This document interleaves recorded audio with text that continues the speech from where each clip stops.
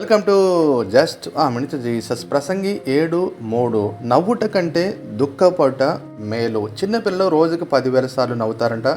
పెద్దవాళ్ళు రోజుకి ఎన్నిసార్లు నవ్వుతారో అది మీకే వదిలేస్తా ఉన్నాను.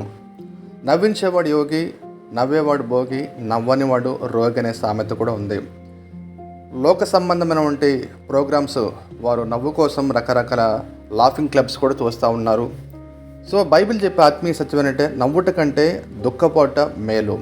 దానియేలు దేవుని ప్రజల కోసము వారు చెరలో ఉన్నారని వారి యొక్క పాపమును క్షమించమంటూ 21 దినములు దుఃఖాక్రాంతుడై దేవాదేవునికి విజ్ఞాపన ప్రార్థన చేయడం జరిగింది. ఆ తర్వాత చూస్తే బైబిల్ అనేక మంది దుఃఖపడి వారి జీవితాన్ని సంతోషంగా మార్చుకున్నారు. ఎందుకంటే దుఃఖం వచ్చినప్పుడు కన్నీరు వస్తూ ఉంది. కన్నీరు ఏరులై పారినప్పుడు మన యొక్క హృదయ ఆనందంతో దేవునికి దగ్గరగాను దేవునికి వాక్యానికి లోబడినట్టుగా మన జీవితాన్ని దుఃఖ దినము నుంచి సంతోష దినములుగా మార్చే దేవుడు మన ప్రభువైన యేసుక్రీస్తు. ఆమేన్.